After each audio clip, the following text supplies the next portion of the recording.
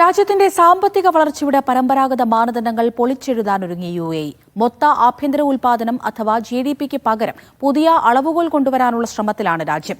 രാഷ്ട്ര പുരോഗതി വിലയിരുത്താൻ കാലാനുസൃതമായ മാറ്റങ്ങൾക്ക് സമയമായെന്ന് ഇതു സംബന്ധിച്ച് പുറത്തിറക്കിയ റിപ്പോർട്ടിൽ അധികൃതർ പറയുന്നു. ദുബായ് ഫ്യൂച്ചർ ഫൗണ്ടേഷൻ ബുധനാഴ്ച പ്രസിദ്ധീകരിച്ച the future of progress A foresight report on the global transition beyond GDP എന്ന പഠന റിപ്പോർട്ടിലാണ് ഇത് സംബന്ധിച്ച വിശദ വിവരങ്ങളുള്ളത്. രാജ്യത്തിൻ്റെ അഭിവൃദ്ധി യഥാർത്ഥ രൂപത്തിൽ അളക്കാൻ സാമ്പത്തികവും സാമൂഹികവും പാരിസ്ഥിതികവുമായ നിരവധി ഘടകങ്ങൾ ഉൾപ്പെടുത്തേണ്ട സമയമായെന്ന് റിപ്പോർട്ട് ചൂണ്ടിക്കാട്ടുന്നു.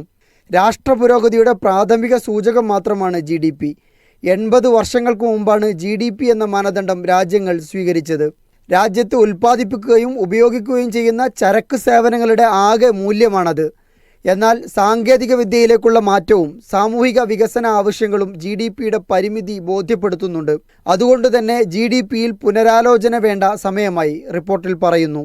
UN പരിസ്ഥിതി പദ്ധതി, UN വികസന പദ്ധതി, ആഫ്രിക്കൻ എക്കണോമിക് റിസർച്ച് കൺസോർഷ്യം, ലോകബാങ്ക്, അന്താരാഷ്ട്ര നാണയനിധി, കാംബ്രിഡ്ജ് യൂണിവേഴ്സിറ്റി തുടങ്ങിയ അന്താരാഷ്ട്ര സ്ഥാപനങ്ങളുമായി ചേർന്നാണ് ദുബായ് ഫ്യൂച്ചർ ഫൗണ്ടേഷൻ ഗവേഷണ റിപ്പോർട്ട് തയ്യാറാക്കിയിട്ടുള്ളത്.